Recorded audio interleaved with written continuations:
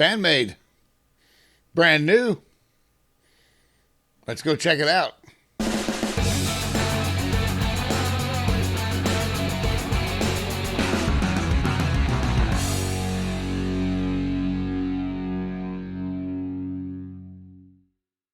Hey there. Brand new Band-Maid. Need I say more?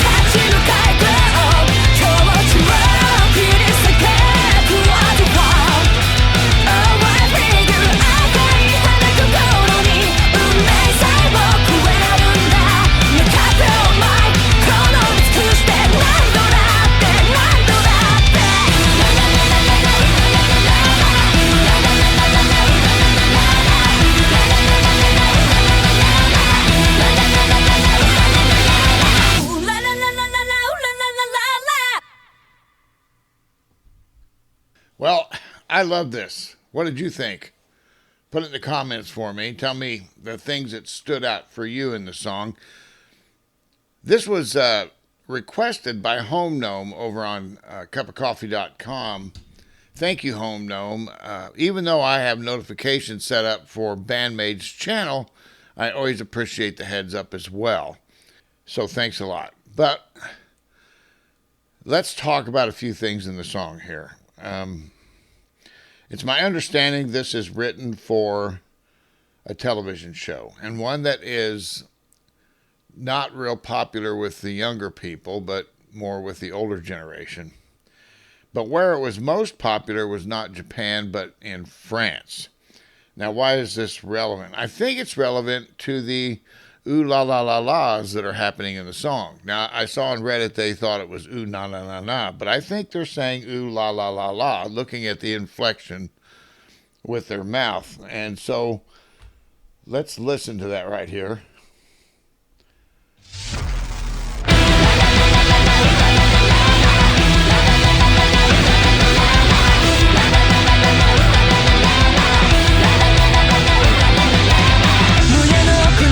Now, I only point that out because it's a nod to the French, I believe. Now, why is that important? Well, it's not technically important, but it addresses something. And that is when you're writing a composition, when you're writing a song, if you're writing it because it came to you, you had an idea and you want to flesh it out, that's a different feeling, a different motivation than if someone comes to you and says, this show is about thus and so, and this is the subject we want you to write about. Now your subject's being handed to you from an outside source, and you have to find where you can identify with what it is you're writing about so that it has honesty and depth, right?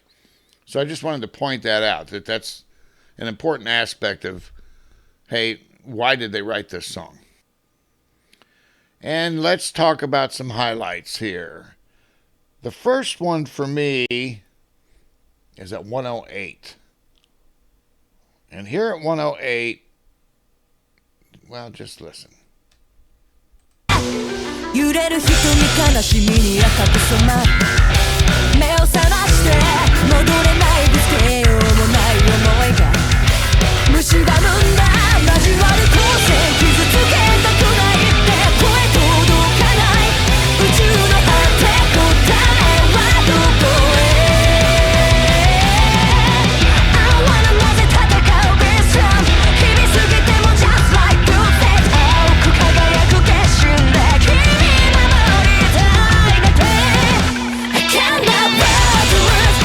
And right there, we're back into the meat of the song.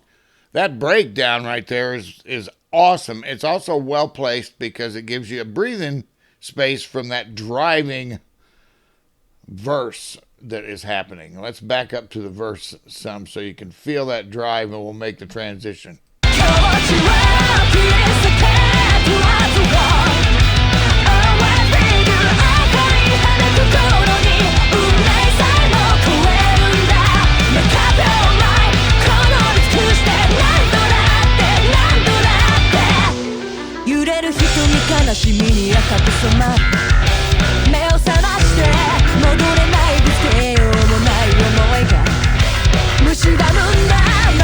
So that breakdown is nice. It's a nice breather from the driving verses. Now at 204, they break out again, but it's different this time.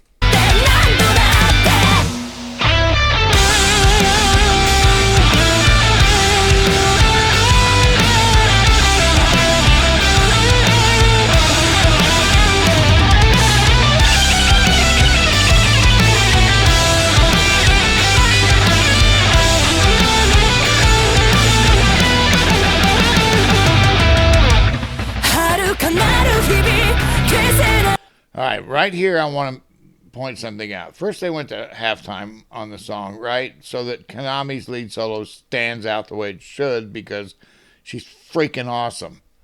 But when they go straight to guitar tones, guitar and bass, and all you hear is that, this gives you a real good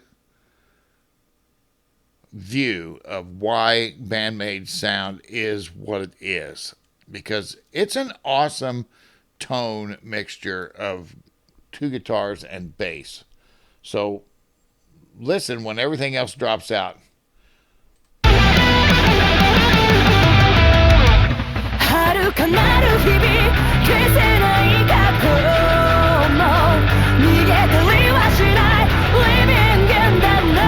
Do you hear how heavy those guitars are? They're much heavier than they seem to be when you're into the full-on assault of the song.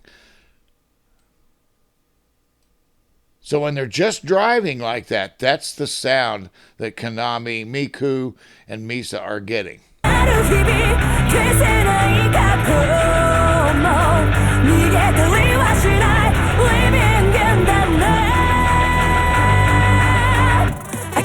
That was awesome. That's the first time I've heard those guitars play synchronous in any song. And I got to say, I love that tone. So let's back up a little bit here. Well, let's do this instead. Let's go up here to the end of the song and listen to Psyche sing this.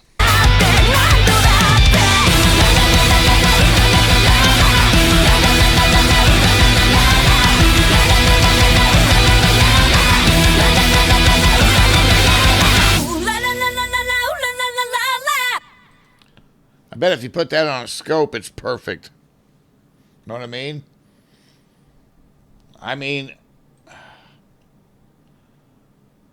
That was as naked as you can get with a vocal and have to pull off what she's doing there. The la la. That right there would be the hard part because she's driving in that monotone till she does that.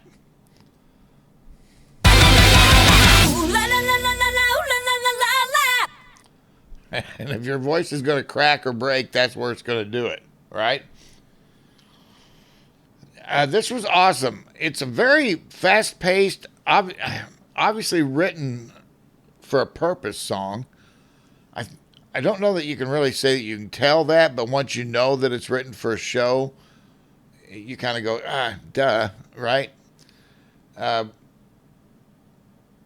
it was a wonderful exposition of the band in what might be a little bit unfamiliar composition environment for them. If you'll notice, they didn't throw in a whole bunch of stuff that they normally do, and I imagine, and this is just my imagination, that comes from the fact that they were given the topic, and they probably had in their minds, even if nobody said anything to them, maybe we should keep some parameters on this song because it's going to be for a TV show. It's going to be a theme, right?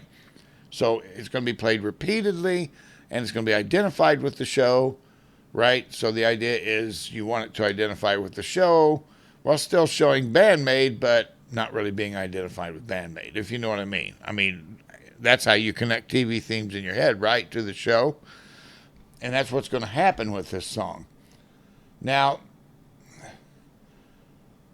I'm going to back up a little bit because Misa, the Barefoot Assassin, was crushing it.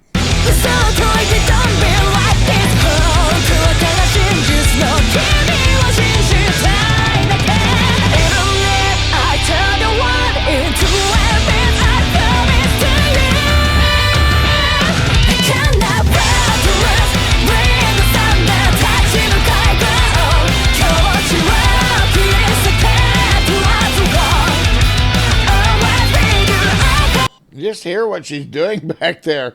And you know that her and Akane are just like absolutely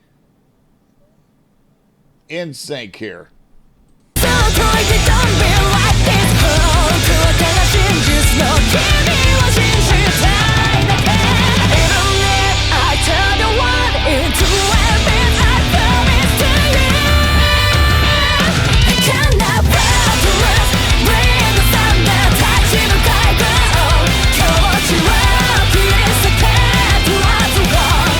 That was awesome. That's an awesome run right there. Well, I love this song. Let me know in the comments what you picked out of it, what you heard and didn't hear. And I love it that you're here watching this with me. Thank you very much. More Band-Maid.